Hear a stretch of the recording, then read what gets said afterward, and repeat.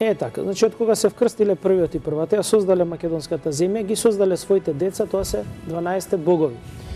Ќе ги набројам боговите, значи прв е богот Зе, или оној кој гледа се. Потоа имаме, значи прво да кажеме дека има 8 богови и 4 божици.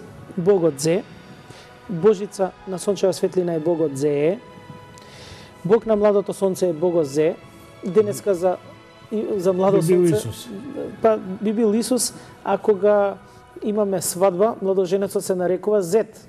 Спрема ова испаѓа дека тоа е младото сонце во куќата каде што доаѓа. Зето.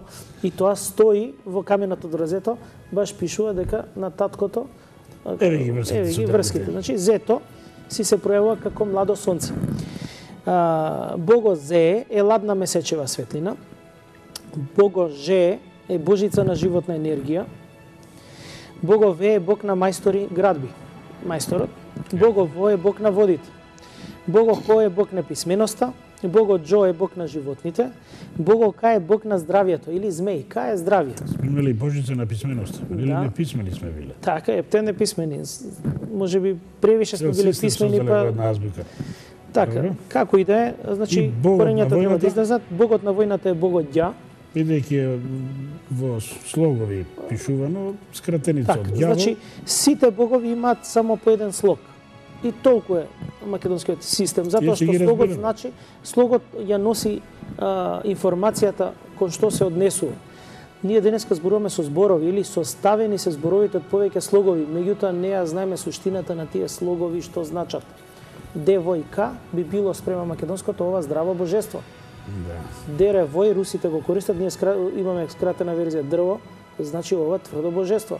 Боро е куќна душа, душа во куќата. Бојан е млада душа, Дејан е младо божество. Значи потекнува од суштината на слово. Денешни дури имиња наши потекнуваат од древноста. Така, и богот на земјоделството, односно богот на садењето е богот Са. Интересно е да кажеме за божицата на писменоста, би ја напоменал, баш за тоа, и обележена е во писмото како перце, баш она како стрелка што се пишува, е богот Хо, двете од денеска пројат ва, ние имаме на лист што пишуваме го нарекуваме хартија, и тоа е од женски род, таа хартија, додека другите го имаат како тај папир, односно тој и хартијата ни потекнува од древност. Папир е, машки род не е женски. Хартијата потекнува од, значи називот е како излегување во пресрет на божицата, значи славење на божицата, да се запамти тоа. Кај малите деца, додека имаме бивиња, и се обраќаме со Зе. Тоа треба да знаеме од каде потекнува Зе. Гледаме дека оној кој гледа се, нашиот главен бог Зе, е влежено дури во нашата култура на игра со деца, за да не го изгубиме основата со древното македонско писмо поради долговечното робство што е македонскиот народ. Тоа е тоа, барем за боговите. Би сакал врзосно на вашава работа и сознанието што ги имате од читањето на овие текстови. Некои поими да ги разјасниме, ако што потекнуваат од тоа време. Како, например, како се нарекувале македонците себе си, како нарекувале својата земја, што значи името Македонија, знамето и така натака. Ќе кажеме тоа така во кратки црти. Значи, во каменот од Розета наоѓаме три типа на означување на себе нарекување на македонците. Првиот е подолг тип, се нарекува деца на Модеја. Преведено денеска би било народот на небесната мајка, врховно божество, или преведено по слогови би било отелотворени деца, отелотворени божества на небесната мајка, божество врховно. Вториот назив е деца Мо, уште поскратено. Тоа кажува, значи врзано е со првиот назив, и третиот назив е деца Во, каде што кажува дека сме деца на небесниот Господар. И од таму ни потекнува, значи ние сме деца и на мајката и на сонцето. Према тоа, само тој назив, од кого потекнуваме, ние го имаме ставено и на знамињата. Затоа имаме и две знамиња, знамето од Кутлеш и знамето денеска што го имаме. И самиот символ на тие знамиња ја даваат суштината од кого сме ние. Црвената боја е бојата на небесната мајка, тоа сме деца Мо, дека сме деца на небесната мајка, а сонцето и зраците кажува дека сме деца односно деца на сонцето. Во ист момент сме и деца на небесната мајка и децата на сонцето. Имаат народи кои што имаат знаме во своето, односно сонце во своето знаме, тоа е да речеме јапонците, меѓутоа немаат мајка, значи не се деца на мајката. Тоа е малце пошироко кај нас. И зошто е тоа така, тоа е најверојатно треба да го откриеме допрво. Значењата исто на имињата на земјите можеме да го изведеме од каменот од Розета. Ија, како што рековме, е ознака за земја. И од таму произведува Македонија по денешен назив, иако видов тумачења некој на телевизија кои што пак се навлекуваат на нешто поново што бега од суштината, точно се користи тук јазик за да се обясни нешто наше. За да се докаже нешто што е наше, што и немаме резултат. Не функционира тоа. Македонија е мајка Господја земја, или десно на лево, земја на Господјата мајка. Се мисли на Божјата. Затоа Македонија има значење земја на Божјата мајка. Така. Ова истото Македонија е наречена и Матија, значи мајка Матија.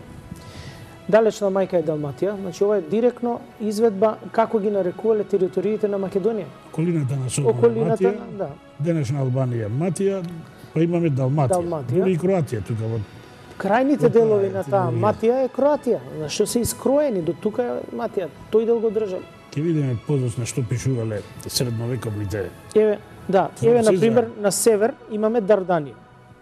Знаеме кој тврди кој се што се ичива и Дарданија, меѓутоа Дарданија значи земја подарена, дар даден, земја која што е дар дадена.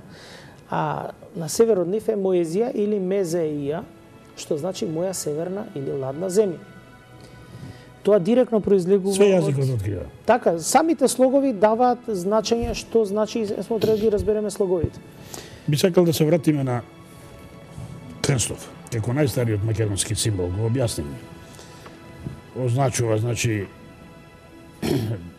првата и првиот, нивното вкрстување ја даде сета жива и мртва природа, сите животни, сите луѓе. Молам мозаикот од Неаполис на кој е прикажан Александар Македонски. Втората слика прво. Ова е, добро. Прво втората била. Значи другата слика што е добро. Значи е така. Оваа слика можеме да најдеме на интернет секаде, меѓутоа ќе видиме дека на десното раме на Александар имаме замрлен дел каде што не се гледа, нечитко е, невидливо. И благодарение на и така е прикажан во сите учебници и во сите баш така.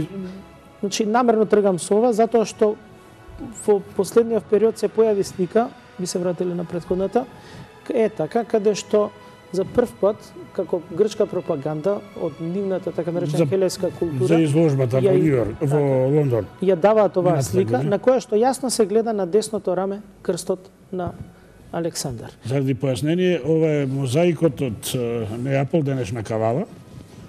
И прв пат грците го пуштија во најавата за изложбата во Лондон. Сега сакајќи да представат грчка култура. Значи, Јута нешто што открива сега овој белкрст. Зошто е ова битно за нас? Затоа што ние читајќи го текстот на каменот од Розета, најдовме еден ред, еден пасос каде што кажува, значи со жолто е заокружено, спрема овој слика, спрема сликата на Александар Македонски. Текстот е така, тоа е ова, каде што ќе го прочитам прво на древно македонски и ќе кажам точно што значи. Пишува и роѓа на рамеве деца на лозе и ја. Иро е херој, џа е војна, војник. Да, пошто рековме богот на војната е ѓаволот. Така, значи херојот војник на рамениците, на раменјата, на децата да се навезе знакот на Македонија. И ова ни беше некако представа дека како денешните војници што носат амблема од која земја потекнуваат, меѓутоа не знаевме кој е тој знак. Кога излезе сликата на Александар Македонски, точно се виде на кое раме, како е представено и како треба да изгледа знакот на земјата. Тоа е белиот крст. Значи, многу убаво си легна работата. Сами ни го покажа. Перфектно. Значи, имаме среќа што ете грците се тепат да докажат дека е нешто нивно, меѓутоа некако тешко им успева. Интересно за знамињата да кажеме дека во Филија, во храмот во Египет, Имаме на еден зид приказ на древно македонско писмо, денешното знаме кој што многу го нарекуваат вентилатор, меѓутоа треба да знаат точно што значи, тоа е пантеонот на македонците. И под древното македонско писмо, древното македонско знаме е крстот на македонците. Повторно символот на Македонија е крстот.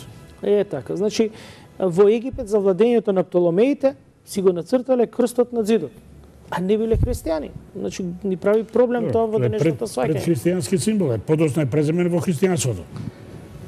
После тоа имаме приказ на мачевите, кој што да, можеме да ги прикажеме мачевите кој е македонскиот, кој е римскиот, затоа што се дава погрешна слика во јавноста, го представуваат римскиот мач како македонски, а овој мач што го имаме сега баш на слика е македонскиот мач, борбен мач.